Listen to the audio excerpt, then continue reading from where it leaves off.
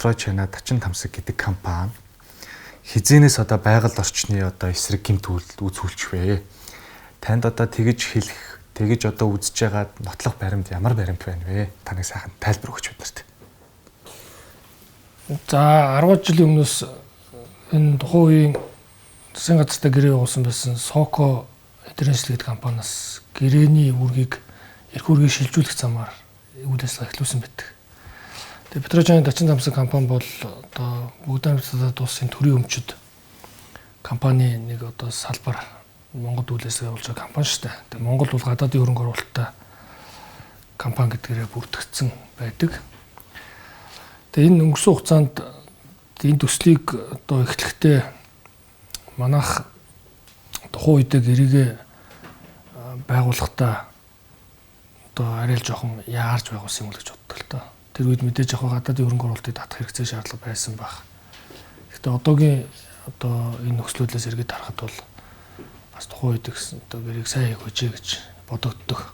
Ялангуяа энэ байгаль орчны асуудал, дэд үтсийн асуудлыг одоо эхлээд нэн тэрхүү шийдэх хэрэгтэй байсан гэж. Тэгээ тэр үднээсээ манай орон нутгийн иргэдийн одоо орон нутгийн засаг захиргааны хувьд бол энэ нөгөө яг энэ газар дээрээ ажиллаж амьдарч байгаа байнга байгаа учраас энэ нөхцлөдлийг илүү сайн мэдэрч байгаа. Энэ газрын тосны үйл ажиллагаа гэдэг бол бас байгаль орчинд одоо нөлөөлөл үзүүлдэг.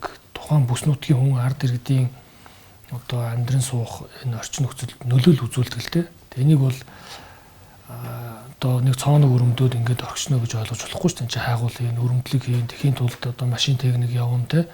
Одоо хими хортой бодис хэрэглэн газрын гүний усыг ашиглана гэдэг их олон ийм сөрөг нөлөөллийг үзүүлж байна. Тэгээ нөлөөлөлд өрчөө бүс нутгийн ард иргэд бол энэ үүсэж байгаа нөхцөлийг бол хамгийн сайн ойлгож байгаа. Тийм ч учраас байнга одоо энэ асуудлыг бол засаг захиргаанд тавьсаар ирсэн. Тэгээ харамсалтай нь яг одоо дээждний байгууллага буюу одоо энэ засгийн газрын хариуцсан агентлаг яам те эдгээр байгууллагууд маань яг энд амьдрахгүй байгаа учраас энийг ойлгохгүй байгаа гэж би бодож байгаа. Эсвэл ирж зөндөө ажилдаг, эсвэл ойлгохыг хүсэхгүй байгаа мó гэж одоо нэг үгүүлэгт бодож байгаа. Тэгээ энэ үднээсээ энэ одоо газрын тос ууд уурхайн бүтээгдэхүүнүүдээр чих өөр нөхцлөл байдаг шүү дээ. Жишээлбэл нүүрс одоо газрын тос гэдэг энэ нурмаг ачаа тэгээд энэ шингэн одоо газрын тосын бүтээгдэхүүнүүд бол тээвэрлэлтийн маш их одоо зам тийм одоо шаарддаг. Өөрө байгаль орчинд одоо тээвэрлэлтийн их сөрөг нөлөө учруулдаг. Нүүрс газрын тос бол мөн газрын тос бол усыг ашигладаг. Газрын гүний усыг одоо технологид ашиглаж байгаа. Тэгээ энэ бол бас жоо хоцрогдож байгаа технологи дэлхийн нийтэд. Гэхдээ энийг бол хамгийн хямд арга учраас сонгоод ингээд ашиглаж байгаа. Бусад одоо юу гэдэг алтны хувьд бол одоо алт угаахад усыг ордог мөртлөө одоо тээвэр бол бараг хийдэггүй ч гэдэм үү те. Тэгэхээр энэ нөгөө юунууд чинь арч нутгууд чинь шин чанараас хамаад өөр л дөө. Тийм учраас яг миний хэлж ихээр ийм учраас энэ бүс нутагт энэ газрын тосны олуултын нөлөөлөл бол маш өндөр байна. Байгаль орчны нөхөн сэргийг үүргийг бол байнга хэрэгжүүлэх хэрэгтэй тогтмол. Ингийн тулд Монгол улсад байгаль орчин нөлөөлөл үнэлгээний байдлын тухай хууль гэж байгаа. Байгаль орчныг хамгаалах тухай хууль гэж байгаа.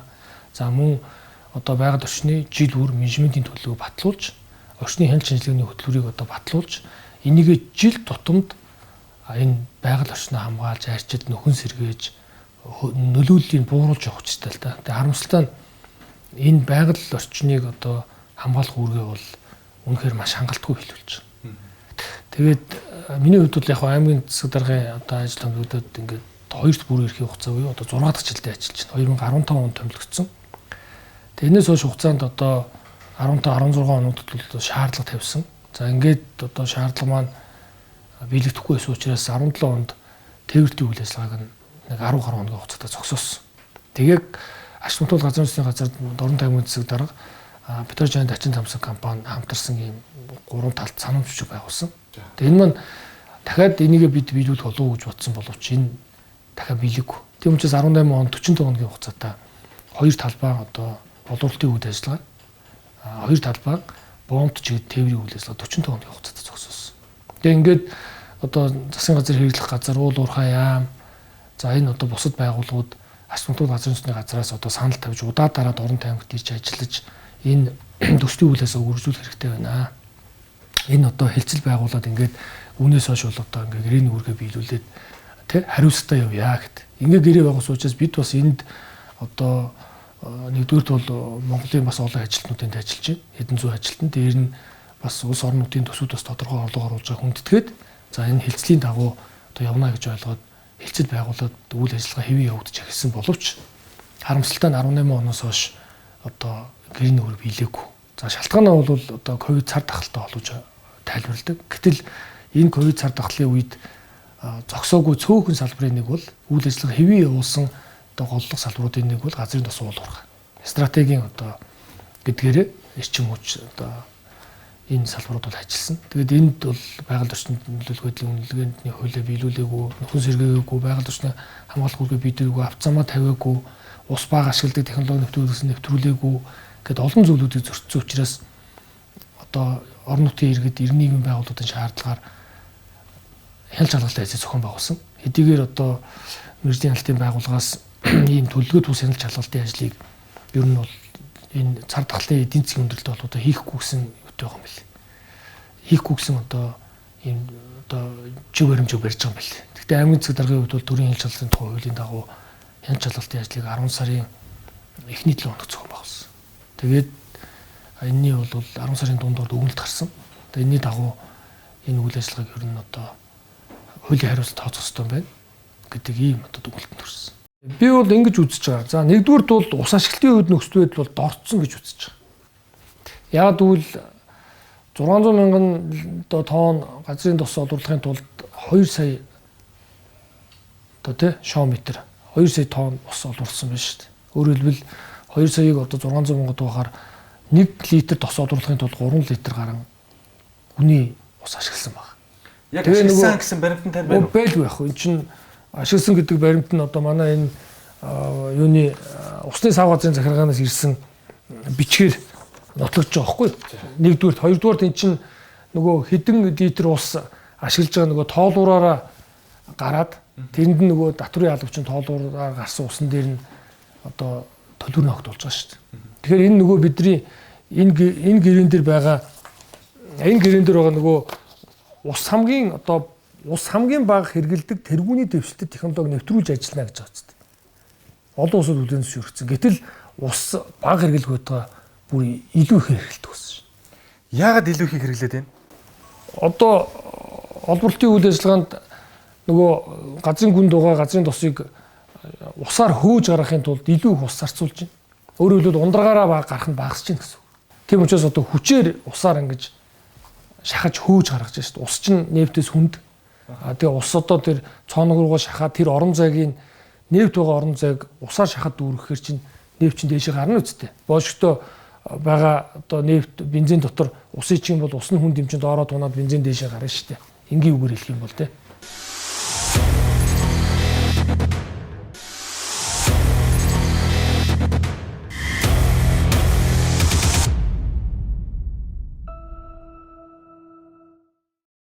Стандарт байдаг уу? Жишээлбэл одоо 1 литр газрын тос гаргаж авахад хэдэн литр ус ашиглана гэдгийг зөвшөөрдөг юм. За энэ одоо яг Монгол улсын хувьд бол яг ийм стандарт бол байхгүй. Байхгүй байна. Бидний нөгөө баримталж байгаа нь энэ тоолроор гарсан усны хэмжээ хідээр экспортод гарсан нефтийн хэмжээтэйгээ харьцуулаад харж байгаа байхгүй. Тэгэхээр тоолроор гарсан усны заалт нь жил үеиг тутам нэмэгдээд байгаа мөртлөө хилээр гарч байгаа нефтийн хэмжээ багасаад байгаа шүү дээ. Тэгэхээр чинь энэ бол одоо ус энэ гэрэн дээр энийг бид нар ер нь өөрчилж харсан. Ер нь бол ус хэтэрхий хэрэглэх чиглэл рүү явж байна. Тийм учраас ус хамгийн бага хэрэгэлдэг технологи нэвтрүүлнэ гэсэн тэгээд энийг хэрэгжүүлж ажиллах. Тийм учраас энэ газрын гүний ус гэдэг бол тэр боломжит нөөцийг л ашиглах ёстой. Боломжит нөөцийг тулд нь ашиглах юм бол ус чинь өөрөө тэр гүнд байгаа ус чинь нөхөн сэргэнэ гэдэг зүйл бол маш удаа. Тийм учраас шинжилгээ ухааны байгууллагууд эндээс энэ сав газраас тэдэн одоо өдөрт тэдэн шометр усыг хэрэглүүл энэ байгалийн ясаараа нөхөн сэргэж чадна гэж үзэж тооцож гаргаж байгаа хэмжээ ихгүй юу? Эрх үхий байгууллага бол тогтоосон усны тухай хууль зааснаар. Гэхдээ бид бол энэ дээр эргэлзэж байгаа. 17 он хүртэлх хугацаанд газрын гүний усыг батлсан одоо нөөцөөс нь хэтрүүл ашигласан.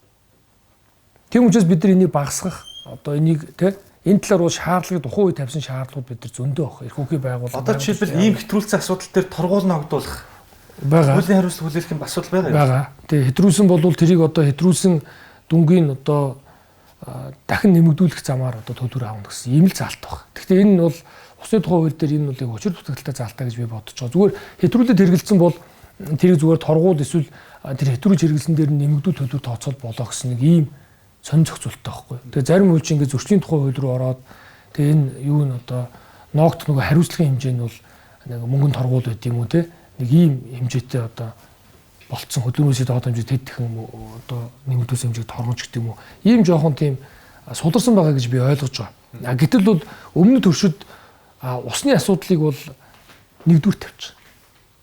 Одоо энэ голын эрг дагуу одоо газар тариалан эрхлэх те энэ усыг ашиглах хэмтгийг аль болох хязгаарлаад ер нь одоо тэнд усны асуудлыг бол тэр орон нутгийнхэн тэр төрийнх нь одоо гол хамгийн одоо бодлогынхоо цөмд авч үзээд ингээд хамгийн хариуцтай албан тушаалтанд хариуцдаг энэ тийм.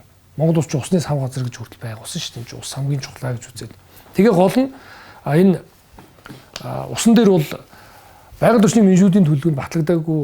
Тэгээ дээр нь усны дүгнэлтээ өөрөөр хэлбэл энэ жил тэдэн км усыг 19 дугаар талбайд 21 дугаар талбайд ашиглана гэж дүгнэлтээ гаргахгүйгээр үйл ажиллагаа явуулсан. Усны тухай хуулинд бол эхлээд дүгнэлт гаргана. Энэ Монгол ус нэгтгэлгээд одоо төрийн өмчтөх компани байна шүү дээ. Энэ мэргэжлийн байгууллагаас дүгнэлтээ гаргана. За дүгнэлтээ гарсныхын дараа зөвшөөрөл өгнө. Усны сав газрын захиргаа сумын цэцэг дарахтаа гэрээ байх. Гэтэл энэ байхгүйгээр үйл ажиллагаа явуулсан. За ус их хэмжээгээр ашигласны сөрөг нөлөө бүс нутагт хэрхэн яаж мэдрэгдэж байна? За ер нь тэр орчмын газрын тус олруулж байгаа тэр хоёр талбай орчмын малчтын одоо худаг гаргахад одоо ус 50 м-ээс гардаг байсан бол 100 м ч болд юм уу те. Ер нь худаг бол гарахаа байсан усны түвшинд хойшлоо гэдэг үг юм. Өөрөөр хэлбэл хоёрдугаар тэр нь юугээр бас нотлогдож байгаа нэхэр 250 орчим метр гүнээс эднийг усаа олборлож одоо газрын тус олруулахад ашигладаг байсан. Одоо бол 500 орчим метр гүнээс усыг олборлож байгаа. Тэгэхээр эн чинь одоо эний чинь ингээд нөгөө хэн чалгах ажиллагааны явцад энийг бол ингээд тогтоож болно шүү дээ. Тэ. Тэгэхээр 250 м-ээс гардаг ус усны нөөц нь мэдээ дуусаад 500 м руу орж байгаа шүү дээ. Энийг бол байгаль орчны яам мэднэ. Төрийн нэрийн бичгийн дарга ахалсан энэ усны дүгнэлт гаргадаг зөвлөгч баг. Усны тухай хууль заасан. Тэгээ ийм хоёр тохиолдол дээр бол одоо нотлогдож байгаа гэж ойлгож байна. Одоо жишээлбэл таныг ажил аваад өнөөдрийг хүртэл хугацаанд одоо жишээлбэл тантай тамгын газартай Petro China Тачин Тамсаг гэдэг компани одоо гэрээ гэх үү, хилцэл гэх үү, санамж бичиг гэх үү ийм хичнэнийг байгуулсан байдгийг. Энэ хоёр шүү дээ. 2017 онд нэг байгуулсан, 18 онд нэг байгуулсан. Ийм л хоёр юм байгаа мó. Тий. Ер нь яг хуулийн дээр бол ингээд аймгийн засаг дарга гэрээ байгуулдаг гэсэн заалт байхгүй. Түрүүн биелсэн газрын тусны тухай хуулийн 11-ийн 2-ын 7 дээр зөвхөн сумын засаг даргатай байгуулалт заалт байна. Энэ 11-ийн 2-ийн 17 дээр ажилтны тусгай зөвшөөрлийн талбай орших сум дүүргийн засаг даргатай байгуулж ажиллана гэж. Сумын засаг даргатай. Тэгэхээр яг энэ бол тусдаа энийг бол бид нар үндсэндээ энэ одоо сэтгэл санаа зовж штэ. Энэ Дорон таймгийн нутаг дэвсгэрт энэ хууль тогтоомж хэрэгжихгүй байна. Байгаль орчныг хамгаалах үүргээ биелүүлэхгүй байна гэж үзээд бид шаардлага тавиад ингэ сайн дураараа одоо гэрээ байгуулж гэсэн үг штэ. Бидний шаардлагын дагуу. Бид шаарддаг бол байгуулахгүй штэ. За тэгвэл сумтай байгуулсан гэрээ байна уу? Гэрээ хилцэл байна уу? Сумтай байгуулсан гэрээ байгаа. 2020 онд сумтай гэрээ бас л одоо энэ иргэний нийгмийн байгууллагууд чахаж шаардаж бид нар энэ 2017 оны энэ санамж бичиг дээр санамж бичгийн 3 дээр одоо ингээд гэрээг байгуулж мөрдөж хэрэгжүүлнэ гэж заасан. Тэгээ энэний дагуу ингээд одоо шахаж шаардлага сүүлдээ иргэний нийгмийн байгууллагууд шүүхэд өгсөн. Энэ гэрээгээ байгуулахгүй болохоор. Тэгээ шүүхэд өгөө шүүгэн шийдвэр гараад гэрээ байгуулахад таалгасан. Энэ жишээлбэл энэ байгаль орчныг хамгаалах орон нутгийн хөгжилд дэмжлэг үзүүлэх хамтын ажиллагааны гэрээ гэдэг энэ мөн үү таны яриад байгаа гэрээ? Энэ ямар учиртай гэрээ? Энэ яг энэ газрын тусны тухай хууль заасан гэрээ. За заасны дагуу хийсэн. Заасны дагуу хийсэн гэрээ. Доторх агуулга нь ямар гэрээ? Агуулга нь Бас л одоо байгаль орчныг хамгаалах тий сум орон нутгийн хөгжилд дэмжлэг үзүүлэх. Наа чи хоёр үндсэн санаа байгаа байхгүй. Байгаль орчныг хамгаалах, орон нутгийн хөгжилд дэмжлэг үзүүлэх. Тэгээ орон нутгийн хөгжилд дэмжлэг үзүүлэх гэдэг нь бол жилдээ халахгүй матад суманд нэг талбай орчгоо суманд нь $50,000 одоо бэлнээр одоо шилжүүлгээр тий дансан шилжүүлнэ. $450,000 дүүцгүүц хөрөнгө оруулалтын ажлыг тухайн суманд хийнэ гэж. Тэгэхдээ энэ гэрээг бол 1 жилийн хугацаатай сумтай байгуулсан байдаг. Бид нар бол тусгай зөвшөөрлийн хүчинтэй хугацаагаар энэ гэрээг байгуулна гэж шахсан. Тэгээ яг 5 жилийн хугацаатаар бид байгуулсан юм. Тэгэхээр сум бол яг 1 жилийн хугацаатай байгуулсан. Би гэрээ байгуулах ажилд нь доочдны ажилд шууд бас хөндлөнгөөс оролцох нь бас одоо хууль тогтоомжоор зохисгүйтэй. Тэр чинь өөрийнх нь бүрийн эрхийн асуудал юм чинь. Энэ дээр заасан дагуу би одоо гайхах юм зүйл байгаа. Том гүрний төрийн өмчит компанитай сумын засаг даргыг гэрээлж дороо гэдэг хууль манай хуульд байгаа мó газрын сүнсний тухай. Харин энэ хуульд тийм заалт байна да. Тэр бүхэл ашиг нутгийн тухай хууль өнгөрсөн онд өргөн барьсан хуулийн төсөл дээр энэ хатуу ашиг нутгийн тухай хууль дээр энэ орон нутгийн одоо хөгжил, дэд үтцийг хөгжүүлэх, сайн дурын үндсэн дээр дэмжлэг үзүүлэх энэ гэрээг нутгийн захиргааны байгууллага гэж байсныг сумын засаг дарга болон бууруулахаар төсөл дээр явж ирсэн. Тэгээ одоо харин Азар байнгын орон дээр энэ бол унсан. За та одоо ингээд хууль хяналтын байгууллагад өгчлөө. Та бүхний хүсэж байгаа юм юу? За байгаль орчныг одоо нөхөн сэргээ. Монголын хууль тогтоомжийн хүрээнд ажиллаа. Монголын нутаг дэвсгэр дээр үйл ажиллагаа явуулж байгаа бол Монголын хууль тогтоомжийн дагуу ажил гэсэн шаардлага үүсдэг. Бид нарыг тодорхой шаардлага тавьж байгаа шүү дээ. Маш тодорхой хэдэн заалт байгаа. Нэгдүгürt бол байгаль орчныг хамгаалах нөхөн сэргээг үүргээ биелүүлээд жил болгон байгаль орчны менежментийн төлөвлөгөөгөө хуулийн хугацаанд нь батлуулаад энд батлагдсан ажлуудаа хийгээд байгалаа нөхөн сэргээгээл яв. Сөрөг нөлөөллийг бууруулна. Энэ Монголын бүх аж ахуйн нэгжүүдийг хэрэгжүүлэх ёстой. Тэгвэл орон тайван нутаг дэвсгэрт үйл ажиллагаа явуулж байгаа бусад уул уурхайн компаниуд энэ хэрэгжүүлээд явах шүү дээ. Яагаад заавал засгийн газартай гэрээтэй гэдгээр энэ компани ингээ хэрэгжүүлэхгүй ингээ том толгоолоод яваад байдгийг.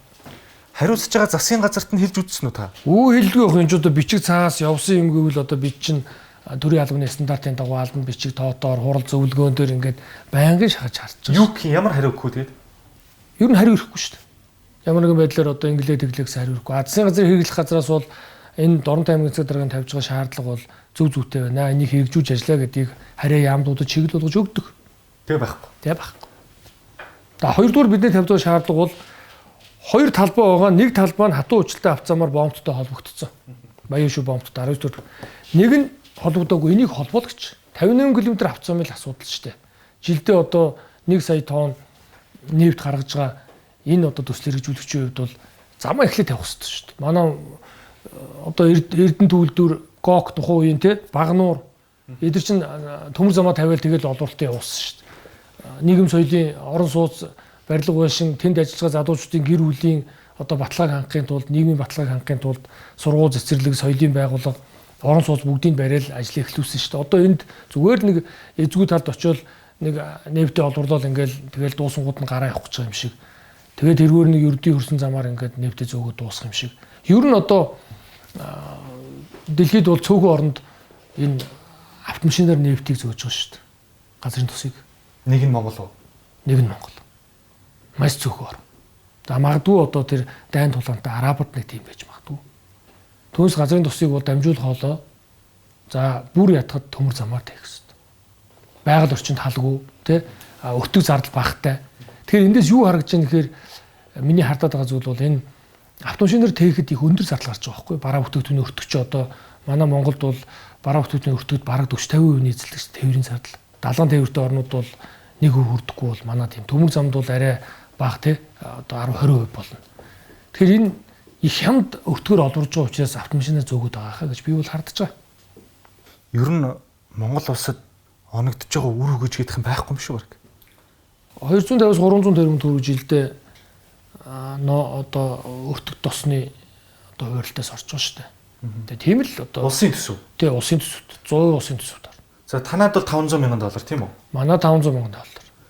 За хоёр суманд бол нэг $50,000 юм шүү дээ. Ингээ өөр байхгүй. Өөр байхгүй. За яг нэг ус ашигласны төлбөр төлдөг юм байна. Тэгээ тэр төлгөл өстой ашиглаж байгаа юм чинь тий. Төлөлтөй төлбөр байна. Төлгөл өстой төлбөр юм чи тий. Тэр чинь зардалд нь орчиж байгаа юм чи угаасаа Угсаа энэ зардууч бүгдээрээ өтөг тосонд ороо Тэр ирж нөөц ачгасны төлбөр төлдөг гэх юм би тэрийг ойлгохгүй байна. нөөцсний төлбөр 21-р талбай гэдэг энэ алахгүй сумын нутагт байгаа энэ сүүлд гэрээ байгуулагдсан. Энэ дээр 7.5% төлж байгаа. Газрын сүнсний хууль дээр 5-аас 15% баггүй юу? Байгалийн нөөцсний төлбөр нь. Энэ дээр бол 7.5% төлдөг. Энэгээр жилд 40 гаруй тэрбум төгрөг орж байгаа. Улсын төсөвт одоо 70% нь орж байна. 30% нь орон нутгийн хөгжлийн нэгдсэн санд орж байна.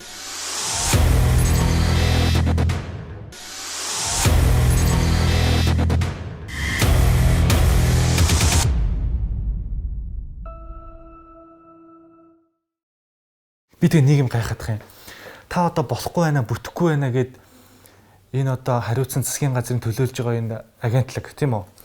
Ашигт малтанд газрын засны газарт өгөөд, байгаль орчны яамд нь өгөөд, уул уурхай хүнд үйлдвэрийн яамд нь ингээд өгөөд тоохгүй нэгэд тад хийдэг. Би энийг чинь гайхаад их яахаар тоодгүй юм. Одоо Дорнод аймгийн засаг дарга та засгийн газар чинь нэг байр суурьтай байх ёстой биш үү гэдэг юм л би бодоод байна л да. Монгол улсын эрх ашигын төлөө тийм үү? Тэгэхэд та ингээд зүтгээд идэг эдгэн тоохгүй нэхэр би гайхаад их юм. Ер нь яг зарим хүмүүс хөндлөнгөөс энэ тэмцлийг хараад ингээл үгүй одоо эн чинь уул нь одоо ашигтул газрын усны газар Дорнод аймгийн засаг дарга хоёр нэг тал болоод л Монголын эрх ашигын үүднээс явмаар юм. Гэтэл бол бод байдал дээр Дорнод аймгийн засаг дарга нэг талд нөгөө талд нь ашигтул газрын усны газар газрын Петрочайна хоёр нэг тал болоод ах юм аа гэж хүмүүс хөндлөнгөөс бол дүгнэдэг. Би яг тэгж ойлгож байна. Харин тэгж бол дүгнэдэг ганц та биш олон хүн энийг бол ингэж дүгнэж байгаа. Яг тэгэхээр ямар тайлбар хэлдэг вэхээр хоёр тайлбар хэлдэг. Инээдтэй хоёр тайлбар хэлдэг. Тэрийг одоо нуух юм байхгүй. Нэгдүгürt улсын төсөвд орох мөнгө тасалдах гэдэг байна.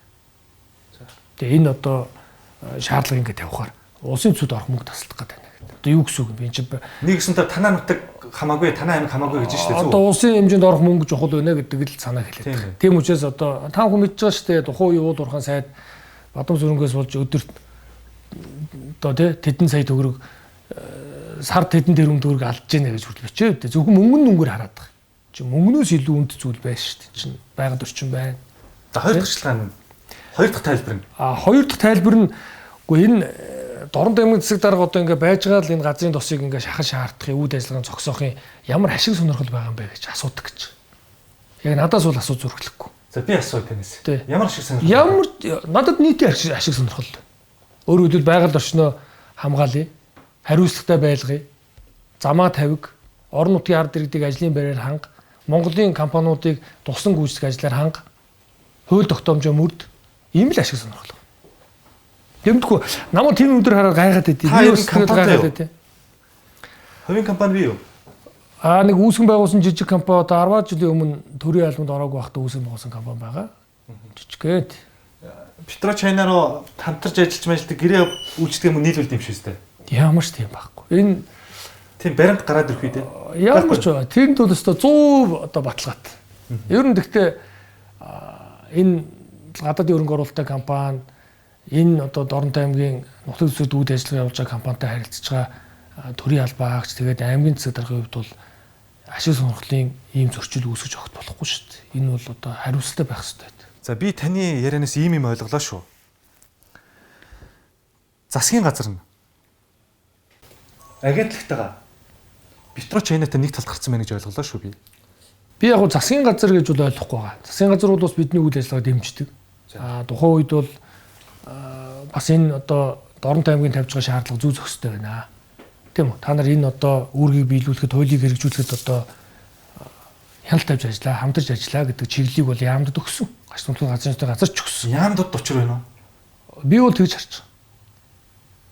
Яагаад ингэж эсвэл би буруу шаардлага тавиад байгаа бол намайг хуулийн байгууллагад өгөх ёстой шүү дээ. Энэ одоо ингэж ашиг сонирхол илэрхийлээд байна. Дорнод аймгийн засаг дарга. Эсвэл хууль ус зүйл шаардаад байна. Тийм учраас энэ хүнийг одоо шалгаж өгөөч. Энэ хүн одоо эрх мэдлээ одоо хувийн зорилгоор ашиглаад байна. Энэ хүн одоо эрх мэдлээ буруу хэрэгжүүлээд байна. Буруу шаардлага тавиад байна. Энэ одоо том төслийг энэ хувийн ашиг сонирхлын үүдээс зогсоогоод байна гэвэл хуулийн байгууллагад өгөх шалгах болно. Одоо өгч юм шүү дээ манай. Өгвөл одоо хамгийн сайн шүү дээ. Тэгвэл одоо би надад бүр ашигтай болоод байна шүү дээ. Энэ Дорнодын ард түмэн мэдж байгаа. Та бол ерөнхийдөө засаг даргын одоо ингээд хоёр дахь бүрэг эрхийг ч хугацаа үргэлжилж шүү дээ тийм ээ. 2010 15 оноос хойш 15 16 оноос дуурж जैन эсэргүүцээд явж जैन болохгүй байна гэд. Ямар нэгэн дарамт шахалт гэдэг юм уу? Найраа байс хийх гэж оролдож байна уу? Тийм зүйл байхгүй те. Яг тэгвэл ерөнхийдөө нөгөө намайг ямар байр суурьтай гэдэг юм чинь надтай бол болгоомжтой харьцдаг байх гэж би боддог. Тий. Яа мэдээж миний баримлж байгаа байр суурь бол нэн тодорхой байгаа шүү дээ. Тэгээ тийм учраас их болгоомжтой надтай бол одоо харилцдаг. Би зөвхөн сонирхож асууж байгаа шүү. Ер нь энэ Петрочина Дачин Тамсаг компанитай нэг ашиг сонирхолтой энэ төрийн өндөр албан тушаалтнууд байна уу? Би одоо яг нөгөө хуулийн хэлтийн байгууллагын одоо тийм эрх хэмжээний хүрээнд төш учраас би бол яг энэ одоо ингээд ийм ашиг сонирхлын зөрчилтэй байна гэдэг би бол тогтоосон зүйл бол надад байхгүй шүү дээ. Зүгээр иргэдийн зүгээс бол ийм хардталт бол байдаг. Тэгээ одоо нийтийн ашиг сонирхлыг зөрчиж байгаа гэдэг хардталт бол байнга байгаа шүү дээ. Тэгээ энийг тогтоох нь хуулийн байгууллагын бүр эрх асуудал. Таны үйл ажиллагааг Танай аймгаас сонгогдсон 2 гишүүн яаж вэ? Дэмжиж гин үү, эсэргүүцэж гин үү? Яаж хүлээж авч гин холбогдсон уу та? Одоогийн байдлаар бол ямар нэгэн байдлаар одоо энэтэй холбоотой надтай бол холбогдсон зүйл байхгүй байна. За ер нь би бас 2 гишүүнд хандаж энэ үүсэж байгаа нөхцөл байдлын талаар танилцуулга явуулахаар бэлдэж байгаа. Ер нь одоо бидэнд дэмжиж туслаач тий. Ийм нөхцөл байдал үүсэж байна. Ер нь бол өмнө 2010 одоо 7-8 онд энэ чиглэлээр тэмцэжсэн үйл ажиллагааг бол бүгд мэдчихлээсэн. Тэгээ би бол одоо дэмжиж байгаа л гэж ойлгож байгаа. Гэхдээ одоогоор бол ямар нэгэн байдлаар илэрхийлсэн энэ одоо нөхцөл байдлыг ингэж одоо ингэя тэгья гэсэн ийм одоо үйлдэл хийсэн зүйл бол байхгүй байгаа. 28-нд таныг эвлэлийн бохирол хийхэд бол үтсэн л байж таарна да. Одоо харин мэдэхгүй бод ямар байд юм бол. Тэ таг уу? Одоо ямар энэ асуудлаар бол ямар нэгэн байдлаар надтай бол холбогдоогүй. За би ч бас холбогдоогүй байгаа. Би одоо энэ бүх холбогдох одоо сайд нарт энэ бичиг явуулсан байгаа шүү дээ манайх. Уул уурхай хүнд үйлдвэрийн сайдд байна. Энэ 10 сарын 14-ний өдөр. За зам тээвэр хөгжлийн сайдд байна. Замын асуудлаар. За сангийн сайдд байна. Сангийн сайд. За сангийн сайд энэ бас үүсэж байгаа нөхцөл байдлын талаар мэрэгжлийн хэлтийн ерөнхий газрын даргад. За мөн ашиг нутгуул газрын тусны газрын даргад. За тухайн компанид ингээ мэдээлэл хүргүүлэх тухай гэдэг. Тэгээ ийм одоо бичгүүдийг бол хөргүүлсэн байгаа. Тэгээ би бол юу гэж үзэж байна гэхээр хууль дээр бол ийм заалт байгаа. Байгаль орчны тухай хууль дээр. За тухайн одоо аймаг нийслэлийн засаг дарга бол байгаль орчинд одоо хортой нөлөө үзүүлж байгаа үйл ажиллагааг эрх үхий байгууллагад тавьж шийдвэрлүүлэх нэг ийм заалт байгаа. За эсвэл өөрөө төдөлзүүлэн зогсоох гэсэн заалт байгаа. Төдөлзүүлэн зогсоох гэж байгаа шүү. Дөрөв хугацаанд гэсэн үг тийм үү? Ийм одоо боломж байгаа. Тэгээ би бол өмнө 2017-18 онд үйл ажиллагааг зогсоохдоо манай аймгийн иргэдийн уралж тогтоол гаргасан аймгийн засаг дарга захирамж гараад энийг бол түр хугацаанд зогсоосон шийдвэр гаргасан. Тэгээ одоо бол ямар байр суурь баримталж байна гэхээр Дорнод аймгийн засаг дарга одоо ганцаараа тэмцэхгүй. Бусад хуулиар хүлээсэн одоо үүрэгтэй зөндөө байгууллагууд байх. Байгаль орчин аж үйлслийн яам байна. Мэргэжлийн хэлтийн ерөнхий газар байна. Тэ? Ашиг нутгуул газрын усны газар байна. За одоо аймгийн хэмжээнд үйл ажиллагаа явуулж байгаа энэ байгууллагуудын салбарууд байна, тий? Мэргэжлийн хэлтийн газар, сумдын засаг дарга нар. Тэгээ энэ газруудыг одоо та бүхэн энэ үйл ажиллагаанд одоо дэмжлэг үзүүлж та бүхэн энэ дээр бас холбогдох шийдвэр гаргаа. Хуулиар одоо улсын байцаагчид жишээлбэл эрхэн байна шүү дээ. Замын улсын байцаагчид энэ одоо байгаль орчинд хортой нөлөө үзүүлж энэ хөдөлгөөний аюулгүй байдлыг хангахгүй байгаа бол энэ зөрчлийг арилтал төр зогсоох эрх нь байж байгаа. Улсын байцаагчид. За сумын засаг даргад энэ газрын засгийн тухай хууль дээр тодорхой заалт байгаа шүү дээ. Энд ерөөсөө газрын засгийн тухай хууль заасны дагуу энэ газрын засгийн тухай хууль дээр одоо 10 дугаар зүйл дээр нутгийн захиргааны байгууллагын эрх үүрэг гэж байгаа. Энэ дээр газрын засгийн тухай хууль тогтоомж түүнийг хэрэгжүүлэлттэй холбогдуулан гаргасан засгийн газрын шийдвэрийн биелэлтийг нутаг дэвсгэртэй зохион байгуулах гэж. Газрын засгийн тухай хууль тогтоомж түүнийг хэрэгжүүлэлттэй холбогдсон гарсан засгийн газрын шийдвэрийг. Өөрөлд энэ хуультай холбоотой шийдвэрийг. Аймаг нийслэлийн иргэдийн урлын эрх гээд байгаа. Аймгийн засаг дарга ирэхэд тусгаалan байхгүй газрын засгийн хууль дээр. Нэг заалт байхгүй. Сумын засаг дарга бол хариалт нутаг дэвсгэртэй тусгай зөвшөөрлөөр олгогдсон талбайг зориултаар нь ашиглуулах, эзэмшүүлэхэд хяналт тавих, зөрчил гаруул зөрчлийг дасан зогсоог арилгуулах эрхтэй. Сумын засаг дарга. Тэгэхээр байгаль орчны тухай хууль дээр заасан эрхэл одоо би эдэлж 2 удаа энэ үйл ажиллагааг одоо төдөлзүүлэн зогсоосон байна шүү дээ. Сумын засаг даргаас эрх мэдлгүй юм байна шүү дээ. Энэ хуулиар бол тэгж харагдаж байна. газрын сүнс хуулиар. Тийм ээ. Тий. Уг нь аймгийн засаг дарга бол одоо Ерөн зүгээр хуулиараа бол таныг энэ Петрочана 45 засгийн талаар дугаараа тэрхүү дугаа ойл гэж байгаа юм байна. Наа чи хэдэн он батлагдсан хууль вэ? энэ чинь 2014 онд батлагдсан хууль. 14 онд шинжилгэн батлагдсан. Тийм байна. Тий. Ер нь газрын сүнс хууль чинь 93 онд батлагдаад тэрнээс хойш шинжилгээ батлагдж байгаа нь ердөө л энэ 20 жил үндсэндээ тэр хуулиар явсан байхгүй. Дөнгөж 92 оны хуулиар. Одоо манайд чинь оюутлахуу одоо жишээлбэл хэдэн тонн алт хэдэн тонн зэс гаргаад байгаа мэдэхгүй ямар ч ойлгомжгүй тоо баримт байдаггүй байхгүй. Тэгэхээр та хэлж ийн яг уу өнгөрсөн жил бол нэг 600 мянган тонн гэж шүү дээ. Яг уу энийг нэг ингээд хуваагаад өдөрт нэг тэдийг гаргаж ийна гэдэг тоо гарах бах тийм үү зөө. Тэгэхээр би бодоод байна. Энэ тээвэрлэлт нь яаж явагддээ? Өдөр болгон ингээд ганц нэгээрээ явдаг юм уу? Цуваад явдаг юм уу? Яадаг? Өдөр болгоочдөг. Тодорхой цаг бий юу? Өглөө ачаал тэгээд заримдаа амжуул одоо бомбтор гарна. Амжихгүй бол одоо шөндөө яваад тэндээ хүлээж чад өглөө бомбт нэнгүүд цааш гардаг. Хинтэн тооны машинууд баха? 40-50 тонн. Ер нь бол яг хуу 60 тонн моных байсан тэрийг багасгаад ингээд замын даацад тохируулж багасгасан. Зүгээр надад байгаа мэдээлэлээр бол энэ өвөр Монголын талдаа замынхаа одоо ашиглалтыг замынхаа одоо бүрэн бүтэн байдлыг хангах үүднээс шаардлага тавьж жин тооны багасгасан гэж ийм мэдээлэл бол надад байна. Байгаль орчны төлөөлөл хөдөлгөөний үнэлгээний тухай хууль гэж байна.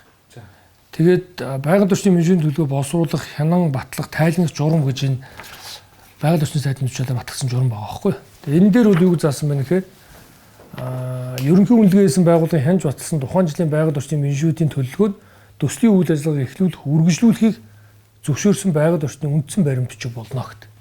Өөрөөр хэлбэл ерөнхий үнэлгээг энэ том төсөл учраас байгаль орчны яам хянж баталж байгаа. Тэгээд байгаль орчны сайдын энэ тушаалын дагуу орон нутгийн байгаль орчны газар жилдээ очиж дүгнэдэх уул уурхайн одоо компани болгон дээр. Тэгээд очиж дүгнэхэд 19 дугаар талбай 21 дугаар талбай нь 2020 онд байгаль орчны менежмент төлөвлөгөөний хэрэгжилт нь 40-50% төгнөгдсөн. Хоёр талбай. Энэ журмд зааснаар 90%-ээс доош дүгнэгдсэн бол хангалтгүй гэж үзээд дутуу ажлуудаа ирэх 10 оных нь эхний удирдал багтааж 3 сарын 30-ны өдөр дуусгая гэдэг ийм одоо чиглэлийг өгч. Тэгээд манай байгаль орчны газар өгсөн байдаг. Байгаль орчны газрын дарга энэ ажлыг ахалдаг байхгүй энэ журмаараа. Тэгэд эднийг энэ эхний удирдалтаа багтаад дутуу ажлыг хийгээгүй ингээд дахин дүгнүүлээгүй хайцсан байхгүй. Тэр чинь санаас хойш шүү. Үгүй 20 онд. 20 онд тий. Тэгээ 20 онд энэ төлөвлөгөө нь батлагдаагүй учраас энэ дүгнэлтийг дахин гаргуулна. Тэгээд тухайн байгаль орчны менежмент тусад нөхөн сэргээлтийн ажил дутуу хийсэн бол үүнд хамаарахгүй гэж. Тэгээд ингээд хийгээгүй учраас 40-50% дүгнэлтсэн. Тэгэхээр энийг байгаль орчны яам энэ байгаль орчны менежмент төлөвлөгөө батлах боломжгүй байна. Өмнө нь бол ингээд дутуу биелэлтэд дүгнэхэд баталсан байсан тийм ээ. Ийм одоо бодит бас факт бол байгаа. Энэ 90% л хүрэх ёстой. Энэ байгаль орчны хүн гинэ. Байгаль орчны газрын байгаль орчин аж үйлчлийн яамны хүрээлэн буй орчин байгалийн нөөцийн газрын дараа баталдаг. Энэ байгаль орчны хэд оных дээр баталсан байсан гинэ 50% байна. 17-8 онд. Тий 17-8 оны үед. Тий. Тэгэхээр яг орон нутгийн зүгээс ганц барьж байгаа юм чинь энэ 90%-ээс доош дүгнэлт гэж байгаа шүү дээ. Тий. 90. Энэ 90 бол нэмэгдсэн. Тий. Босго нь 90 бол нэмж байгаа. 90 оноо хүрээгүй юу. Ягаад гэвэл уул уурга газрын ашиглална гэдэг чинь байгаль орчинд асар том нөлөөлөл үзүүлж байгаа учраас 90 гэдэг өндөр босоо тавьж өгч байгаа.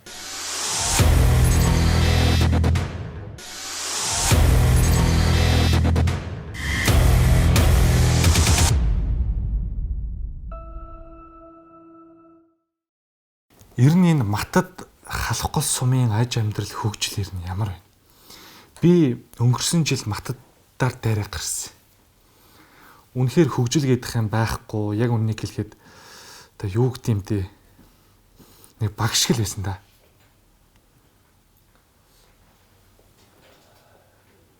Халахгүй матад сумдын хувьд бол манай хязгаар хоёр сум штэ. Хамгийн одоо аймгийн төвс хол оршдог. Тэгээ нутгийн иргэд яагаад бухимдалтай байдгийг биелгүй. Өөрсдийн нүдэн дээр өдөр болгон хэдэн 100 тонн, хэдэн 10 одоо ачааны машинаар энэ газрын тусч яг суртанд гарч байгаа байхгүй. Яг нүдэн дээр. Гэтэл өөрсдийг нь байгаа амьдрал нь яг хэврээ яваад байгаа байхгүй. Тэгэхээр иргэд бухимдаад байгаа. Энэ бол би одоо зүү ёсны шаардлага гэж бодож байгаа иргэдээ. Яг тэгвэл эн чинь ийм их хэмжээний бараа бүтээгдэхүүн өсвөрөнд гаргаж яхад тэнд насаараа амьдэрсэн тэр хязгаар нутагт эзэн болон амьдэрсэн хүмүүсийн амьдрал дагаад одоо энэ орлогын хэмжээгээр сайжрах хэрэгтэй шүү дээ. Тэгээ жилдээ 250-аас 300 тэрбум төгрөг ордог. Нөөц засгийн төлөв 40 тэрбум төгрөг ордог. Тэрнийх нь тодорхой хувийн яагаад тэр олонлтын сөрөг нөлөөлөлд өртөж байгаа малчин тэнд одоо өртөж байгаа тэр байгаль орчныг хамгаалахад яагаад зарцуулж болохгүй вэ? Энэ 30% олгоно гэдгийг л хэрэгжүүлэхгүй ийм олон жил явлаа шүү дээ. 14 оноос хойш одоо 22 хүртэл 7-8 жил. Тэгэхээр чин тэр хүмүүст яах хэрвээ жилдээ энэ мөнгө нь ордог бол тэр нутаг орныхын найз амьдралыг сайжруулах, төслөглөөр хэрэгжүүлэх, малчтыг малжуулах, ходог ус гаргаж өгөх, сум орныхын цэцэрлэг сургуулийг өнгөтэй өттэй болгох сайхан ийм байх хэрэгтэй. Тэгэхээр энд иргэд бол тэгээ бухимдаж байгаа. Нүдэн дээр нь байгалийн баялаг одоо гараагүй байгаа газар нэг өөр сөрөг нөлөөлөлд өртөхгүй шүү дээ, тий. Тэгэхээр тэр малчид тэндээ амьдарч ирсэн, тэндээ малаа малж ирсэн бол байдаг л байна. Энд чинь гол ус нь багасж байна. Бэлчээр нь одоо далхагдж байна. Тэгэхэд яг тэрүүний амьдрал хэврээ багтах. Ийм одоо шудраг ус байж болохгүй учраас энэ хуулийн дээр олон улсын зарчим бол ийм шудраг ус гэж шаардлага. Харин та юу гэж дүгнэж байна? Би маттын хөгжил ямар байна? Муу байна уу, сайн байна уу? Гэхдээ одоо муу гэхээр та одоо жишээлбэл өөрийнхөө үйл ажиллагаанд өрөх гэж байгаа юм шиг тийм байдал яг гэдэг нэг байсвал. Гэхдээ тэгж бодоагүй. Ер нь одоо Монгол улсын сумд ямар байгааг тэр жишийн дагуу байгаа шүү дээ. Уг нь хөгжих ёстой шүү дээ. Ийм илүү хөгжих ёстой шүү дээ. Одоо ингээд өвөр Монголын энэ залгаа одоо хотуудыг харалт. Тэр нүүрстэй, газрын тустай, байгалийн баялагтай газруудын амьдрал ах уу яад дэшилж. Тэгэд манайх ийм их баялаг олуулчаад амьдрал ах нь яг хэврээ багт шүү дээ. Зарим газар бүр сөрөг нөлөөлөлд өртөөд одоо дортож шүү дээ. Тэр чи иргэд бухимдахгүй. Энийг би ярингаараа ихэнд хэлсэн шүү дээ, тий. Би өөрөө мэдж байгаа учраас бухимдаад байгаа маа. Тий. Мэдж байгаа учраас энийг сайжруулахын төлөө яваад байгаа маа. Тэр дээд зарим дарга ноёд одоо энийг мэдэхгүй учраас энийг ойлгохгүй байгаа юм уу? Эсвэл өөр асуудал байна уу? Тэгээд тэр ирээд энэ сумд уулна хэд хонох хэрэгтэй байхгүй. Нөхцөл байдлыг үзээд хүн амьтантай уулзаад, тий, байдлыг хараад энэ олон салаа зам гарцсан газраар өөрөө яваад Ер нь олон улсын ийм практик дуршлаг гэхүү баялагтай одоо та түрүү хэллээ шүү дээ. Энэ хүн хэл гараад газрын цэцтэй газрууд ямар гоё хөгжиж байна гэдэг. Бүр хөгжил тэнгэр газар шиг зөрүүтэй байна. Зөрүүт. Тэгээ өвөр Монголын хотууд бол одоо хөгжсөн шүү дээ.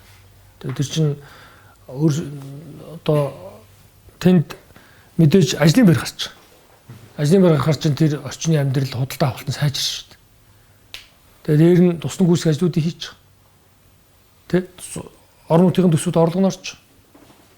Тэгээ манай энэ ч одоо тусдан гүйцэх ажил гэдэг орон нутгаас орж байгаа ганц нэг гэл одоо газар шүү дээ. Ихэнхийн тэгэл одоо мэдэгдэхгүй тэгэл ийм одоо хүмүүс авдаг. Тэгээ үнэхээр энэ одоо хаалттай байдаг. Энэ тендер сонгон шалгуулт гэдэг юм байхгүй. Шууд гэрээ байгуулаад явчихдаг. Гэтэл эн чинь Монголын баялагийг олуурлаж Монголын одоо засгийн газартаа бүтээгдэхүүн хуваах гэрээ хийж ажиллаж байгаа учраас энэ төрийн бол орон нутгийн өмчөөр бараа ажил үүсгэх бодлоо хууль үйлчлэх ёстой гэж бид нар шаардлага тавьж байгаа. Тэгэхээр нэг компани одоо мэдлээрээ ямар газар юмаа гүйцэтгүүлэхээ ямар газар тусна гүйцээ сонгож болохгүй шүү дээ. Нээлттэй зарлаад хамгийн чадaltaй шансаатай нь орон нутгийн давуу эрх тооцсон. Орон нутгийн компани. Манай барилгын замын тендүүд бүгд л хийж явчих шүү дээ. Нээлттэй зарлана.